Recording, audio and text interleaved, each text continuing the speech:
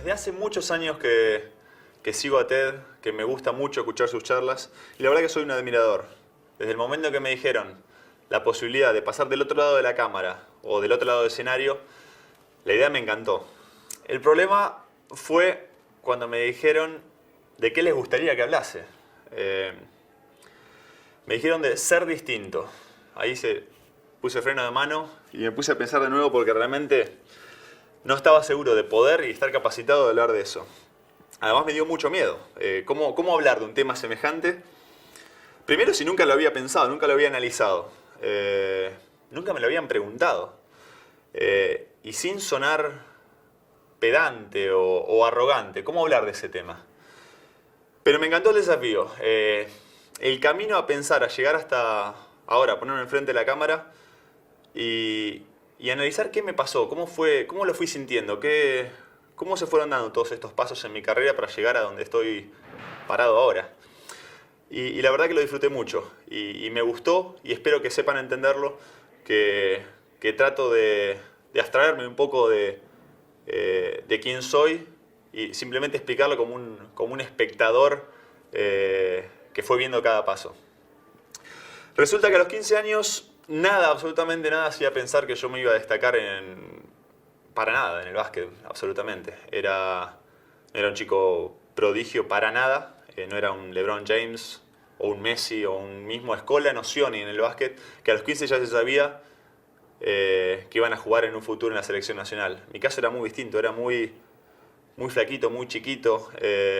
Lo único que me diferenciaba, que me podía llegar a diferenciar, ni siquiera me diferenciaba, era una gran pasión por lo que hacía. Me gustaba muchísimo. Además, a los 15 años ya mis hermanos eran profesionales, ya vivían del básquet. Y yo no quería ser menos. Así que a partir de ese momento le empiezo a dedicar mucho más tiempo. Me empiezo a meter en un gimnasio, empiezo a insistirle a mi mamá para que me consiguiera un dietólogo para tratar de crecer y desarrollarme mejor. Empiezo a ver videos de básquet y ni bien termino de ver los videos de básquet, pum, corriendo a la cancha para tratar de copiarlos. Pero recuerdo que jugaban los partidos y cuando terminaba volvía a casa, ya sea contento por haber ganado y jugado bien, o triste y deprimido por haberlo hecho mal, pero me autoevaluaba frente al espejo, me ponía enfrente de la ducha y me gritaba perro o qué desastre, así querés jugar en la Liga Nacional o así querés ser como tus hermanos y era duro conmigo mismo. Pero si las cosas iban bien, como que me festejaba, me alentaba, me decía, esta es la manera de seguir. Así que bueno, todas esas horas que le fui poniendo dedicando al básquet, de a poquito fueron dando algún que otro fruto. Ya me sentía un poco más crecido, más desarrollado, empezaba a saltar un poco más. Y a los 18 años se me da la posibilidad de transformarme en profesional del básquet. Me voy a jugar a La Rioja, con muchas dudas, obviamente, como cualquier chico a los 18 años, yéndose a 1500 kilómetros de casa, pero con muchas dudas llego, muy entusiasmado, muy contento de estar siguiendo los pasos de mis hermanos y viviendo del básquet, pero aún todavía no creía que estaba dentro mío, no creía que tenía nada que me hacía diferente. Jugué algunos partidos, me fue bien dentro de todo, pero nada me hacía destacar más allá de lo que se destacaba un chico de mi edad jugando en la Liga Nacional. Simplemente había vestigios cosas que indicaban que me podía llegar a transformar en un buen jugador de Liga Nacional, pero no mucho más. Al año siguiente vuelvo a Bahía Blanca, vuelvo a Estudiantes de Bahía Blanca y ese desarrollo sigue siendo muy paulatino, pero lo siento. De a poco las cosas me empiezan a salir con más naturalidad. Por momentos tengo grandes partidos donde se veían cosas que hasta hace unos meses atrás no creía que podía. Pero hay un momento clave en ese año que es una charla con un extranjero que jugaba conmigo, que había jugado en la NBA. Había jugado 2 o 3 años en la NBA. Y me sienta y me dice, te tenés que ir a Estados Unidos. Tenés que ir a estudiar a una universidad de Estados Unidos que si vos vas y estás 4 años ahí, terminás en la NBA. Yo lo miro como diciendo, imposible, este quiere ser mi amigo o algo. Y me lo dice para motivarme, para hacerme poner bien. Ahí en el 97 se da un paso muy importante en mi carrera, que fue jugar el primer mundial. Y si bien me fue bien, tuvimos un gran campeonato, fue un gran éxito, tampoco sentía que era distinto en ese entorno. Es más, no era ni cerca el mejor jugador o el referente del equipo en esa selección. Pero al volver, ya sabiendo que había representado a la selección, sabiendo que estaba dentro de la elite de los chicos de mi edad de todo el país, es como que en mí empezó a haber un cambio. Sobre todo en autoestima, en confianza. Así que llegué a jugar mi última temporada, lo que iba a ser mi última temporada en Argentina, con mucha más confianza, como con la frente más alta. Inmediatamente me puse dos objetivos muy claros. Uno era jugar el Mundial mayor al año siguiente, a los 21 años, en Atenas. Y el otro era emigrar. Tratar de medirme con jugadores mejores que yo para tratar de alzar esa vara. Como que creía que ya en Argentina había cumplido lo que yo quería hacer. Logro los dos objetivos, voy primero al Mundial y después me voy a Italia. En Italia es todo como un progreso de a poco, por pasos. Porque yo llego a la segunda división de Italia, no llego de entrada a lo que sería, no sé, el Milan en el fútbol. Al año siguiente ascendemos, entonces ya paso a jugar en primera división. Siento que me sigo destacando, que me siguen pasando cosas distintas, pero vuelvo a atribuírselo a que era un equipo chico. El típico equipo sorpresa, donde sí yo me destacaba porque era un conjunto de jugadores con un talento un poco más limitado. Pero en el año siguiente viene el supuestamente mejor equipo de Europa y me compra a este equipo, compra mi pase a este equipo menor. Y ahí es como que sí, llego al lugar donde yo quería estar. Un equipo con chances de salir campeón, un equipo con grandes jugadores y en el que yo iba de entrada a tener un rol menor. No les digo que no iba a jugar nunca, pero no iba a ser titular, no iba a tener toda la preponderancia en el juego que venía de tener en el equipo de segunda división, obviamente. Pero ahí sí que se da el salto de calidad más grande que tuve en mi carrera. Salimos campeones, recuerdo, de la Copa Italia, que es una copa menor pero local, después de la Liga Italiana y después de Europa. Y en ese momento automáticamente me pasa lo que me había pasado 3 años atrás al decir, ya está, yo acá era lo que vine a buscar. Yo vine a salir campeón, a mejorar, a competir con los mejores, pero los que tengo a mi alrededor ya no son mejores que yo. Ya me consideraba en la elite de lo que era el campeonato europeo. Entonces el paso siguiente, natural y único que quedaba, era la NBA. Y entonces se me da. Viene San Antonio Spurs, me había elegido un par de años antes, pero decide contratarme.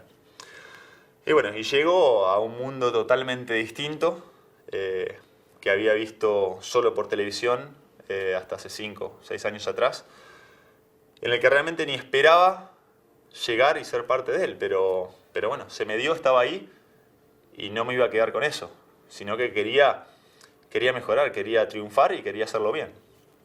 Por primera vez en mi carrera, en ese año, me encuentro con dificultades.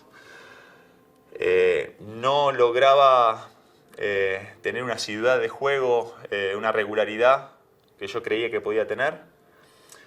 Venía con muchas lesiones, me había lesionado en el Mundial en el 2002 justamente y cada vez que empezaba a jugar un poco caía con una lesión y además simplemente tenía un rol muy limitado. A mí me daban orden, yo tenía que estar en ese rincón, esperar el juego, hacer esto, hacer lo otro, pero no sentía que estaba dando al juego todo lo que yo tenía dentro. Así que fueron 3, 4, 5 meses bastante complicados, en los que en ningún momento perdí la confianza en mí mismo. Sabía que con el tiempo se iba a dar, pero ya me estaba impacientando un poco. La verdad que sí, porque por naturaleza soy impaciente. Pero bueno, sobre el final de la temporada empieza a cambiar de a poco.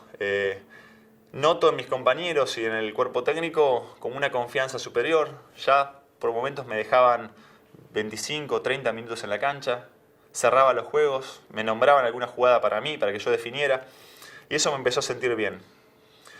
Pero le digo la verdad, en este nivel vuelvo a sentir lo que se había sentido anteriormente, decir, no sé, me faltan cosas. No sé si tengo lo que se necesita para transformarme en un gran jugador en la NBA o para destacarme, salirme de lo que es el promedio. Cosa que sí se empezó a dar en los siguientes 2 años, pero sobre todo por un hecho puntual, un hito clave en mi carrera, en el básquetbol argentino y en la historia del deporte argentino, que fue los Juegos Olímpicos de 2004. Lo que yo sentí y lo que mi equipo sintió en ese momento es único, es irrepetible para cualquier atleta que no haya estado en esa situación. Se me pone la piel de gallina en ese momento de recordarlo. Y todo lo que nosotros vivimos, creo que gestó una confianza superlativa. O sea, yo, después de ganar ese campeonato olímpico, después de celebrarlo con mis compañeros, es como que volví a la NBA con una mentalidad totalmente distinta, sabiendo que ya no tenía que demostrar nada. Yo era campeón olímpico junto con mi equipo argentino, habíamos eliminado a Estados Unidos y no había nada que tenía que probar cada día. No era lo mismo que un año atrás. Entonces, con esa tranquilidad y el hecho de haber eliminado toda esa presión, empiezo a jugar con más tranquilidad, empiezo a sentir el reconocimiento no solo de mis compañeros, entrenadores, sino de los rivales. Y eso cambió mucho en mí. Cambió mucho porque cuando uno juega ya sabiendo y con ese respeto, lo hace de una manera mucho más tranquila y afianzada. Entonces, a partir de ahí se fueron dando muchas cosas. Volví a ganar un campeonato de NBA, me nombraron All-Star, que es la elite, los 24 teóricamente mejores jugadores de la NBA. Si ya era impensado jugar en la NBA, imagínense formar parte de ese grupo. Así que notaba que ya empezaban a pasar demasiadas cosas, que ya no podía ser casualidad y que algo había. Entonces me puse a pensar, o en realidad me pongo a pensar ahora también, ¿qué era lo que pasaba? ¿Qué había? ¿Por qué a mí? ¿Por qué a mí? ¿Yo había trabajado mucho más que los demás? Creería que no, porque sí, había trabajado mucho, pero no creo que más que el resto. Talento es la palabra que llegué. Es la palabra que me decían. Mucho talento. ¿Pero qué es el talento? ¿O cuántos talentos hay? Entonces yo me puse a pensar y sí, el talento que tenía a los 20 años era muy difícil, muy distinto de lo que después le fui agregando a mi juego. Yo con el talento de los 20 años, que posiblemente en bruto era lo mismo que ahora, no me alcanzaba para llegar a ningún lado. Había que ir agregándole cosas. Entonces llegué a la conclusión, y después de todas mis experiencias en equipos, que talentos hay muchos. Un talento muy importante es ponerse un objetivo. Ponerse un objetivo y no dejarse distraer. No irse por las ramas, sino buscarlo, identificarlo y hacer todo lo que esté posible a tu alcance para conseguirlo. Otro talento importante es entender qué es lo que pasa a tu alrededor, qué es lo que necesita tu equipo, qué es la idea de tu entrenador, qué es lo que falta, qué es lo que podés agregar para que tu equipo dé el salto de calidad. Bueno, identificar todo eso y ser capaz de proveerlo.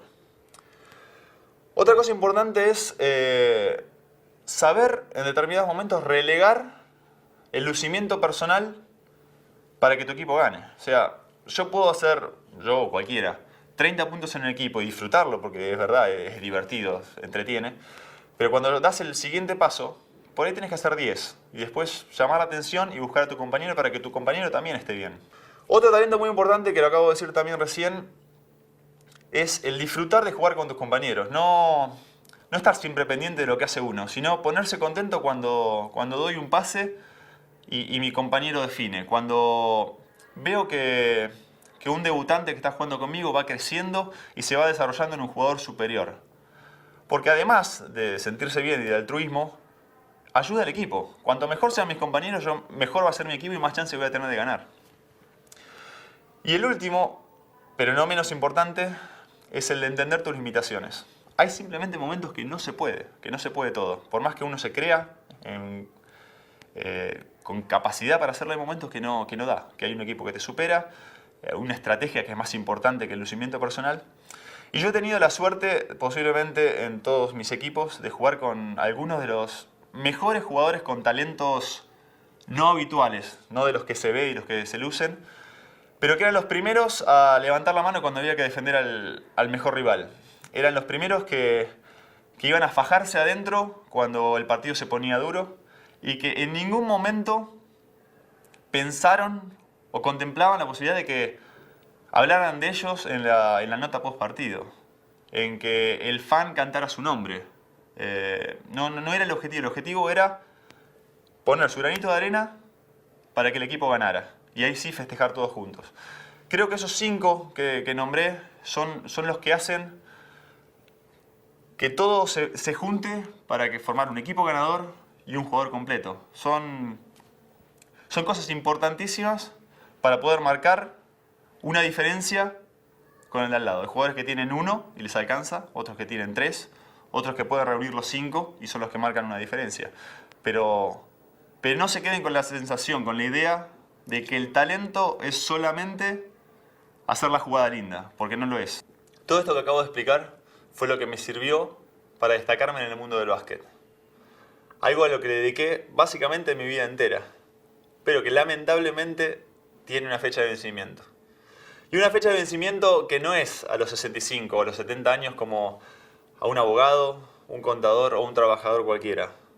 La fecha de vencimiento mía es máximo a los 40 años, donde una persona normal que haya estudiado básicamente empieza a arrancarla.